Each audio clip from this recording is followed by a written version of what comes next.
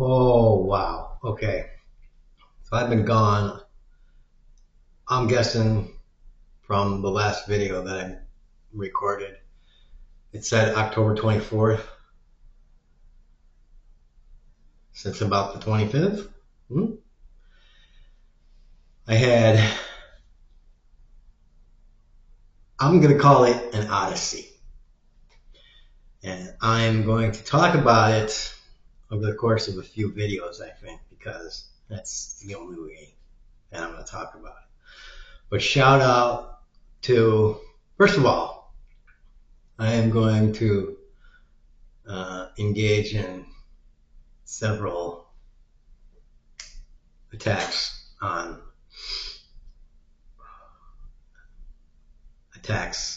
verbal assaults on cops, nurses, and doctors, and all sorts of people that did helpful things for me throughout the Odyssey. And I just want everyone to know that they also did very fine work. But you just need to know that um,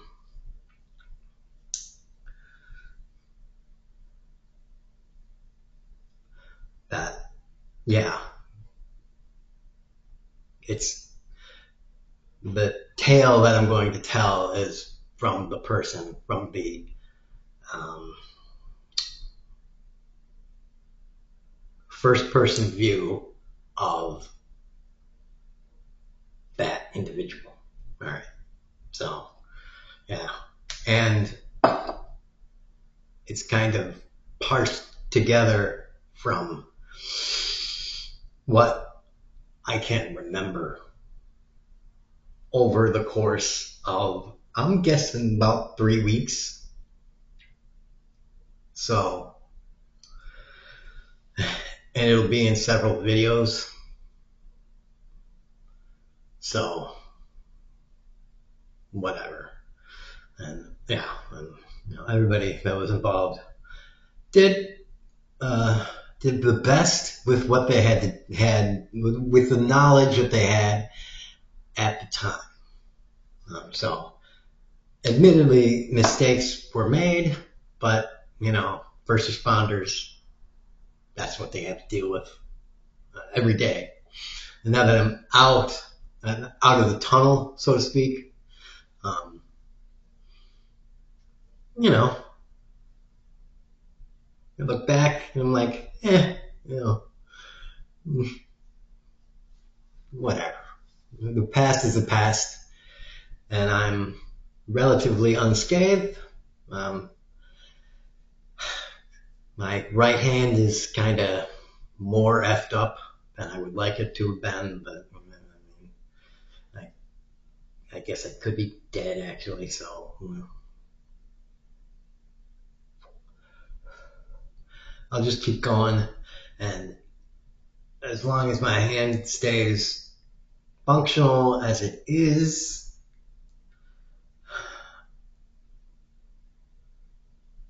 bygones, you know, bygones. I guess I could attempt to sue people, but bygones. All right, we should pass behind us, and we'll all go on. Don't need to drag lawyers into everything and try to be a bastard about stuff. And I can understand that judgment calls had to be made, and all this stuff. As well, as long as you can understand that what I'm going to say, it's kind of it's like the Odyssey. It's like a story of fiction, and it should be taken in that vein. And this is me writing a story without a pen. It's writing a story with a camera and people, watching it in this. So you take it in that vein, and there you go.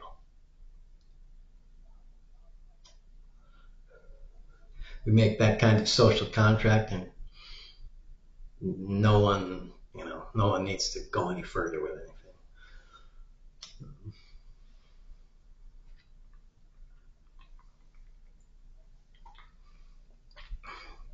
It's also part of what I think would be a good healing process for me, because I don't really remember. I don't really remember enough, and hopefully, some in the getting it out there, maybe I'll remember some more, which would be helpful for me.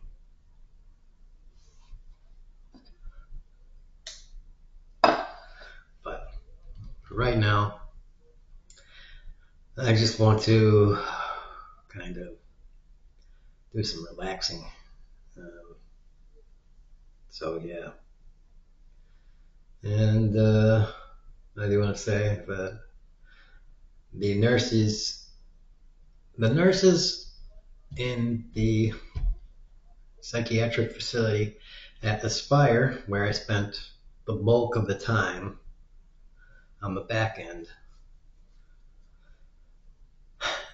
especially during the day shift, because mm, mm, especially during the day shift.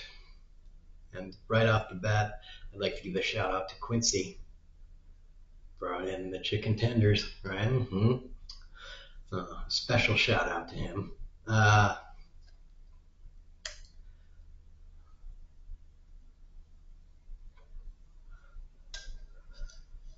but again, all of the nurses and techs, and they had so many different employment levels there. I can't really think of all of them. Uh, I don't know. They had like 4 or 5 different levels of employment there. Yeah, the first shift people really held things together, but the nurses and techs there were really the ones that were the true cogs in the machine, um, that made everything work. Um, so a definite shout out to them. Um, Working at Aspire, and not to say that Aspire is a great place, but I've only been at that one place in Texas. I've been to other places in other states, or state, I should say, Wisconsin. And from the feedback I got from other people that were in there at the time, that Aspire facility in Conroe, I believe it was much better than the other places that you could have been. So one of the better facilities to be essentially locked up in, more or less. I mean, psych facilities are, they are and they aren't prisons. I mean, because I was in a jail before I was moved to a psych facility, and jails are definitively worse than psych facilities. I mean, they are definitively worse than psych facilities. But a psych facility is definitely not freedom. So, I mean, it's a different kind of jail or prison. That is to be sure. So let's not conflate a psych facility with freedom by any means. And it's not like, when if you were to send a prisoner if you were to send a convicted person to a psychiatric hospital for years, let's not say always getting a free ride or something like. No, that's not No, let's no. You lose your freedoms in a big way. Um, it's bad. Very bad. Weighs on you in it weighs on you in ways that are hard to put into words. So yeah, and I will get into that in future videos. I hope that some people pay attention to the coming videos. Uh, I hope that they listen instead of just hear. There's a big difference between listening and simply hearing. All right? So listen and pay attention, especially if you're a person that has never been in prison, jail, or a psych ward. Right? You've never been, and you need to listen. Listen. Don't just hear the words. Listen and pay attention. Two different things. All right? So yeah.